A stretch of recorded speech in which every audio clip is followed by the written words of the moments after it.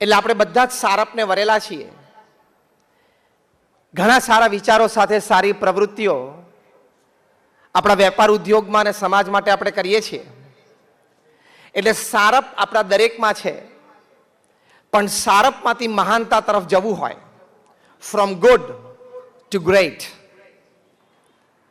એની માટેના ખૂબ સુંદર વિચારો આપણે વડીલો પાસેથી પણ પ્રાપ્ત કર્યા છે. એમાં પહેલી અગત્યની વાત છે કે જીવન હંમેશા પુરુષાર્થ ભર્યું રાખવું.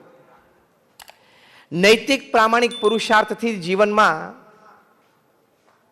દરેક પ્રકારની પ્રાપ્તિ થાય છે, દરેક પ્રકારની સમાજની સેવા થાય છે. તો નૈતિક પ્રામાણિક પુરુષાર્થથી કોઈ દિવસ પાછું ના પડવું, શ્રદ્ધા ઓછી ના કરવી, શરમાવું નહીં. આફ્રિકાના જંગલ માટે એક કહેવત છે કે રોજ સવારે જ્યારે સૂર્યોદય થાય ત્યારે જે ધીમામાં ધીમું હરણ હોય એને ઝડપીમાં ઝડપી સિંહ કરતા થોડુંક તો ઝડપી દોડવું પડે જો એને સાંજ જોવી હોય તો. અને જે ધીમામાં ધીમો સિંહ હોય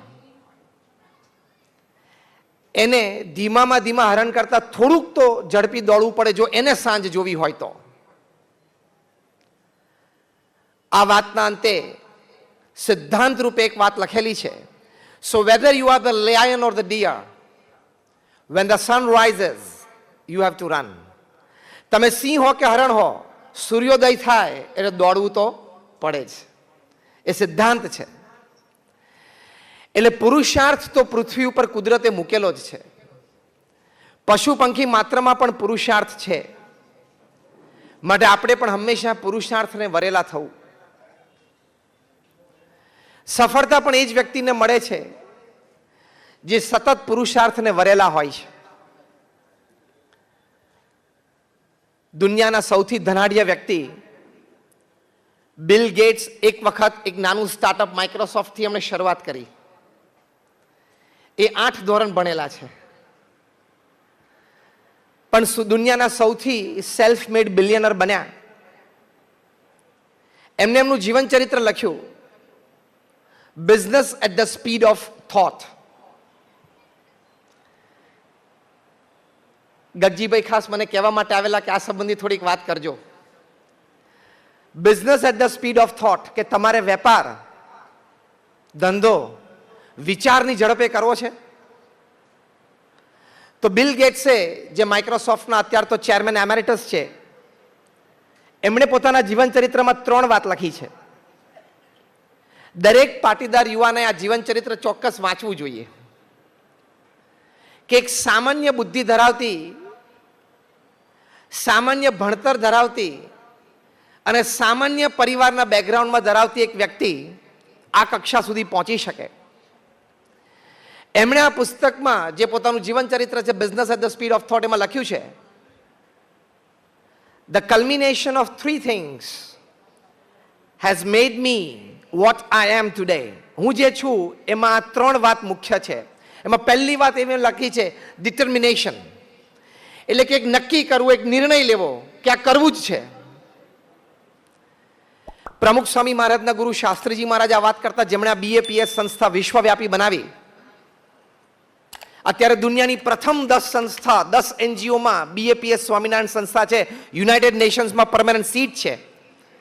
એ સંસ્થાના સ્થાપક શાસ્ત્રીજી મહારાજ પોતે એક સરસ વાત કરતા હતા કે કોઈ પણ કાર્ય શરૂ કરતા પહેલા 100 વાર વિચાર કરવો.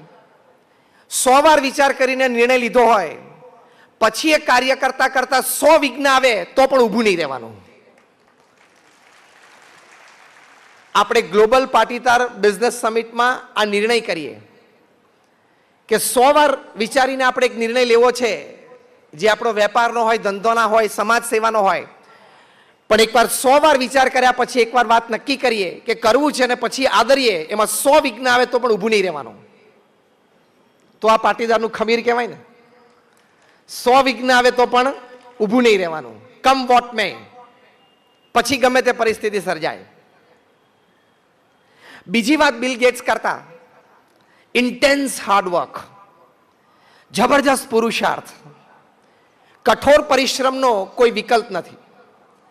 જ્યારે 2000ની સાલમાં અમેરિકાના પ્રેસિડેન્ટ બિલ ક્લિન્ટન ભારત પધારેલા, હૈદરાબાદ હાઈટેક સિટીમાં એક આઈટી પ્રોફેશનલ્સના સેમિનારમાં એમણે એક સુંદર વાત કરેલી.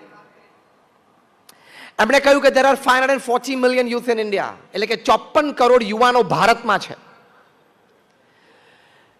15 થી 35 વર્ષની ઉંમર ધરાવતા 54 કરોડ લોકો ભારતમાં છે. 15 થી 35 એટલે India is the youngest nation in the world. પૃથ્વી પર સૌથી યુવા દેશ એ આપણો ભારત છે. તો 54 કરોડ યુવાનો, એમણે તો એ વાત કરી કે તમે 8 કલાક ભૂલી જાઓ, 6 કલાક પણ ભૂલી જાઓ, પણ આ 54 કરોડ ભારતના યુવાનો જો 4 કલાક પણ નિયમિત, વ્યવસ્થિત અને નૈતિક ભર્યું કાર્ય કરે, પુરુષાર્થ કરે, તો બહુ એક અદ્ભુત વાક્ય તત્કાલીન રાષ્ટ્ર પ્રમુખ અમેરિકાના બિલ ક્લિન્ટન બોલેલા કે nobody can stop India from becoming a super power by 2030. 2030 સુધીમાં ભારત મહાસત્તા બને જ.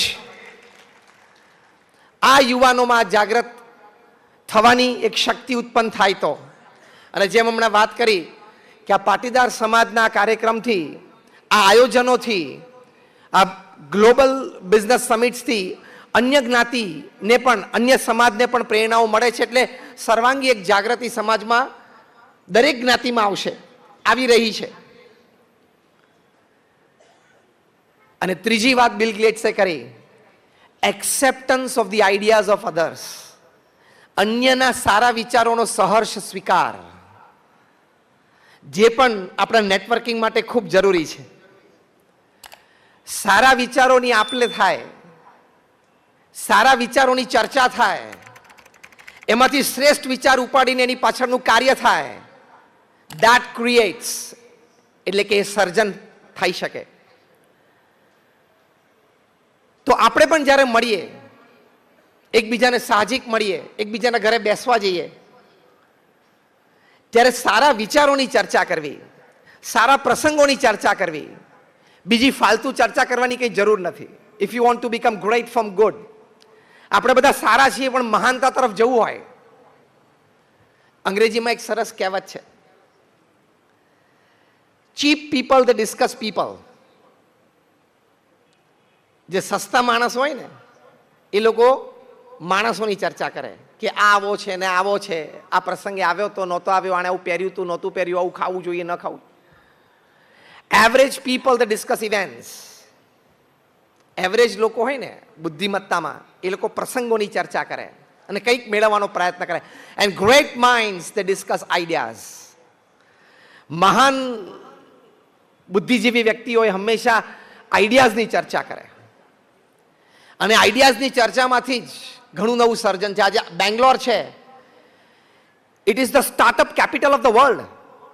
દુનિયાનું સ્ટાર્ટઅપ કેપિટલ, રાજધાની. નવા નવા વિચારો સાથે નવો નવો વેપાર ધંધો.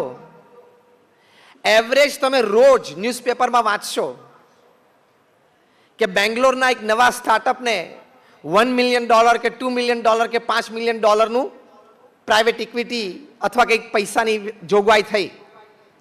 એવા નવા વિચારો લઈને યુવાનો ત્યાં આવે છે. એટલે આપણે પણ ટ્રેડિશનલ કામ ધંધા અહીંયા સુરતમાં ઘણા છે, ડાયમંડ અને ટેક્સટાઇલ છે જ, પણ એ સિવાય ઘણા બધા સ્ટાર્ટઅપનો પણ વિચાર કરવો. તો સારા નવા વિચારો હંમેશા આવકાર્ય છે, અને સારા અને નવા વિચારો હોય એ કોઈ દિવસ આર્થિક સહાયના કારણે ટળવળતા નથી. એ બેંગ્લોરે સાબિત કરી દીધું. અત્યારે બેંગ્લોરમાં કદાચ તમને આશ્ચર્ય થશે, 20,000થી પણ નવા સ્ટાર્ટઅપ બિઝનેસીસ છે. એબ્સોલ્યુટલી કોન્ઝર્વેટિવ વિચારધારાની બહાર જઈને એક નવો વિચાર. તો એવા વિચારો તરફ આપણે પ્રેરાવું જોઈએ. એટલે એ પણ એક બહુ મોટી વાત છે. તો આ 3 વાત, determination, intense hard work and acceptance of the ideas of others. આનાથી બિલ ગેટ્સ પણ મહાન બની શક્યા. આપણે બેઠા તમામમાં ભગવાને આ શક્તિ મૂકી છે, આપણે પણ એમાં ખૂબ મહાન બની શકીએ છીએ.